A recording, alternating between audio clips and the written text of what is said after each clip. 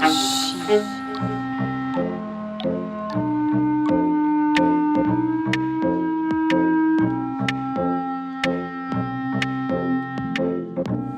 et bienvenue dans Archi Urbain, l'émission qui vous parle d'architecture et d'urbanisme. Au menu de cette émission, nous avons rendez-vous avec l'architecte Francesco Cipolla du bureau Cipolla Architecture qui va vous présenter cette maison Serpent qui se trouve à Wépion. Mais tout de suite, nous le retrouvons à Nanine pour la présentation d'un hall polyvalent.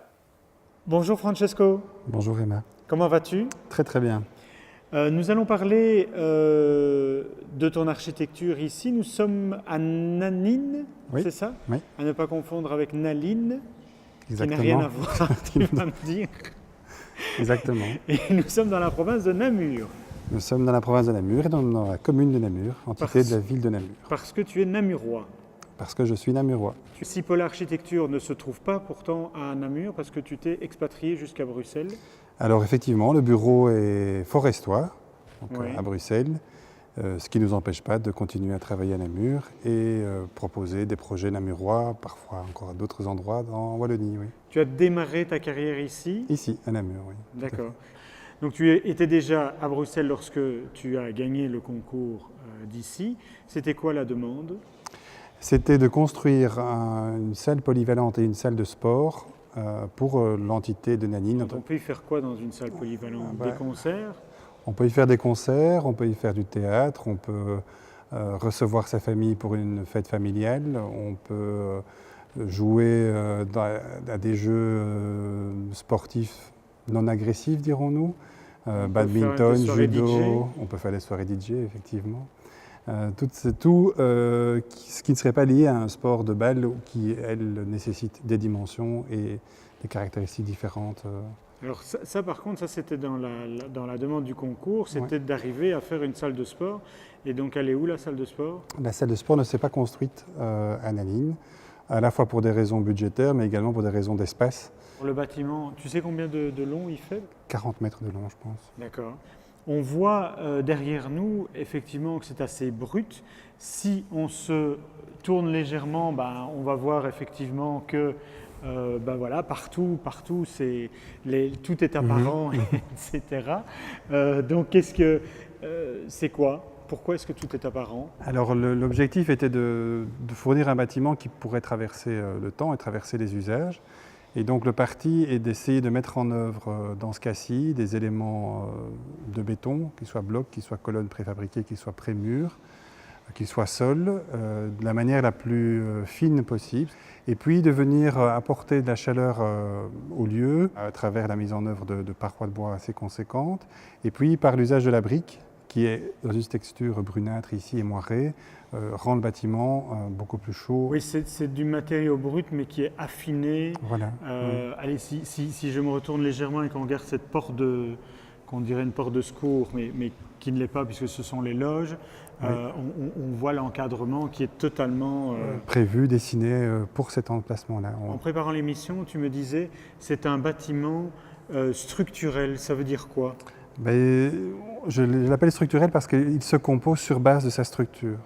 C'est-à-dire qu'on peut lire les travées, on en voit ici, je pense, quelques-unes derrière nous. Oui. On la voit là, effectivement. Et donc ce sont les travées qui rythment les espaces. On va passer ou franchir entre deux travées. On va avoir une peau qui se met vraiment à l'aplomb de ces travées. Alors, prévoir une salle polyvalente, c'est tout prévoir. C'est-à-dire, tu as cité quelques exemples tout à l'heure, mais prenons le spectacle. On peut effectivement mettre des gradins derrière nous parce que la régie est là au-dessus. On peut donc jouer le spectacle devant nous. S'il y a moins de monde, on peut tirer un rideau et réduire la salle. Mais est-ce qu'on pourrait aussi mettre les spectateurs à l'extérieur? C'était l'objectif. C'est pour ça qu'il y a une grande porte devant. Voilà, exactement. Donc ça, cette interface intérieure-extérieure était prévue pour faire scène sur le parvis également. Et la place, à nouveau, elle va accueillir... c'est pas la place du village quand même. Alors, c'est destiné à devenir la place du village en termes d'activité. Oui. Et aujourd'hui, on est en train de calibrer les accès à cette place. Et nous sommes à l'extérieur. Oui. Regardons un peu de quoi il est fait. Il est fait en briques. Oui. Pourquoi? Parce que nous avions des belles petites maisons villageoises autour de nous. Le matériau premier qui nous entoure, c'est la brique, construite dans des volumétries relativement faibles. On est à Ré+1 maximum. Oui. Et donc toutes ces briques sont mises en œuvre dans l'habitat et nous voulions traduire l'usage de cette brique dans un bâtiment de plus grande ampleur. Le choix de la couleur de la brique? Rouge, c'était un copier-coller de ce qui nous entourait et on voulait au contraire adoucir au maximum. Et donc, Le bourgmestre n'est pas rouge. Le bourgmestre n'est pas rouge. J'ai déjà connu des bâtiments rouges, Pascal. Non. Par contre, c'est rehaussé de bois. Oui. C'est pour donner un jeu de volume. Alors, effectivement, pour affirmer la présence de la salle, donc du lieu principal dans lequel nous nous trouvons ici. Les deux parties latérales, au début et fin de salle, sont elles plus basses. Donc c'est de donner un peu d'ampleur au bâtiment sans devoir en donner partout. Et si on regarde des alignements en voirie, on se rend compte que l'avant du bâtiment n'est pas beaucoup plus haut que les maisons qui nous entourent. Alors on irait bien jouer au boulodrome, mais par contre il y a encore un deuxième sujet qui nous attend. Donc je te propose qu'on aille directement. Où est-ce qu'on va aller? On va aller dans une maison? Oui, on va aller à Wépion. À Wépion. Oui, Il n'y a pas des fraises là-bas? Des très bonnes fraises. Bon alors j'espère qu'il y en aura. On claque des doigts et nous arrivons à Wépion. Voilà Francesco, nous allons terminer l'émission ici. Nous nous sommes déplacés à Wépion, mais il n'y a pas de fraises. Malheureusement. Voilà, mais par contre il y a ce que nous voyons ici. Un bâtiment que tu as donc construit. Le client avait acheté un terrain, un bois. Oui, très boisé. Oui. Voilà, un bois fort en pente. Et il t'a dit, qu'est-ce qu'on peut faire là-dessus? Et tu lui as proposé ceci, c'est-à-dire? C'est-à-dire un serpent qui s'appuie sur la pente et qui se projette dans le vide. Qui se projette dans le vide. On a quoi ici? On a la tête? On a la tête. Le programme est un programme assez classique en fait. On a le programme, je pense, le plus classique pour une habitation avec 3 chambres, des pièces de vie, des locaux de service et je dirais au départ pas d'envie particulière. C'est ça. Alors on a un bâtiment qui est pratiquement en lévitation parce que tout le long on ne tient à rien. On a quand même une base. Pour pouvoir mettre un bâtiment en lévitation, il faut peut-être créer le contrepoint, c'est-à-dire l'endroit où au contraire on sent qu'il est pleinement ancré dans le sol. Et donc ce sont des petits volumes parallélépipédiques de briques qui s'est inscrit dans la terre et sur lequel viendra se poser les pièces principales du bâtiment. Et ça de 2 manières. La première manière, c'est en épousant les courbes de niveau. On va se mettre parallèle aux courbes de niveau pour toutes les parties un peu plus intimes de la maison. Et pour la partie qui sera plutôt destinée au séjour, aux pièces de vie, là on va se projeter dans le vide et on va se trouver en tête de bâtiment. C'est un bâtiment qui est extrêmement vitré, on voit une très grande vitre ici, mais par contre, tu as pris le corps du serpent, lui aussi un peu comme des... Alors le bâtiment est composé sur base d'une trame de 3 mètres et avec une cadence, donc un pas d'1 mètre et un pas de 2 mètres. Oui. On y prend l'image du serpent avec ses anneaux en fait, qui sont parfois colorés, plus foncés et parfois clairs. En fonction des besoins d'ensoleillement, en fonction des besoins de fermeture, d'intimité, eh bien, on joue sur cette alternance de plein et de vide. La finalité de cette structure, c'est finalement d'obtenir un parallélépipède rectangle qui est plié, qui forme un L, qu'on va après aménager avec des éléments simples qu'on va insérer dans ce volume. À l'intérieur de cet espace vide, on insère 2 volumes qui vont être des volumes de service. Et ils sont calibrés de manière telle à ce qu'ils définissent chacun des circulations.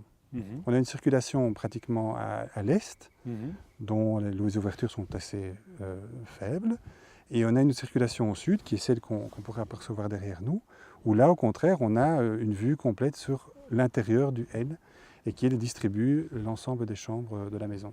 D'accord. Cet élément, il est effectivement très long, mais il va cacher des armoires, mais également les ouvertures vers les différentes portes. Les ouvertures vers les différents lieux, les salles de bain, des espaces de rangement, un moment de pause dans la promenade. Le bâtiment, il est orienté par rapport à la rue ou par rapport à la belle vue, donc au dégagement ici du terrain de golf? Ici, on est vraiment dans la mise en place d'un cadre. On met un cadre, on le souligne par l'avancée avec le balcon. Et c'est finalement générer le paysage, ou en tout cas encadrer le paysage au sens vraiment littéral du terme. Et d'autre part, c'est l'ensoleillement sud. Et puis par ailleurs, le bâtiment n'est pas non plus en relation directe avec la rue, puisqu'il est pratiquement à un niveau plus haut que la rue. Et donc on s'est permis de quitter la notion d'alignement par rapport à la rue et de le tordre légèrement. On quitte la rythmique d'une rue qui ferait que tous les X mètres on a une maison. Et à cet endroit-ci, dans un angle qui n'est pas l'angle habituel, il y a un élément qui surgit. Oui. On a aussi des matériaux assez bruts comme ce qu'il y a au plafond. C'est une volonté au départ qui est liée à des aspects budgétaires, liée à même une philosophie de ce que peut être une maison aujourd'hui. Je dirais que le client dans ce cas-ci a eu l'intelligence par après d'apporter ce qu'on va appeler la chaleur ou la douceur à la maison par d'autres éléments qui sont plus de l'ordre de la décoration peut-être, mais qui tempèrent peut-être la froideur que certains matériaux pourraient avoir. Il y a un moment donné aussi dans cette rythmique où tu as quelque part creusé le bâtiment pour y faire cette terrasse semi-couverte. Donc on est à l'intérieur du bâtiment mais en même temps à l'extérieur. Oui. Au départ, c'est générer une articulation. On souhaitait qu'au moment où les deux ailes se croisent, il y ait un événement. Et donc cet événement est effectivement une terrasse couverte aux multiples activités, le cigare de fin de repas, l'apéritif, le dernier rayon de soleil puisqu'elle est orientée ouest.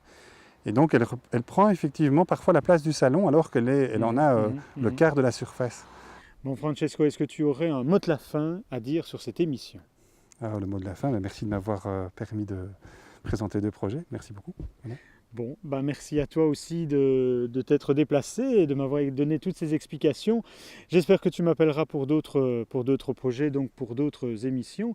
D'ici là, vous pouvez voir celle-ci sur www.archiurbain.be. Merci beaucoup et à bientôt. Merci, à bientôt. Au revoir. Au revoir.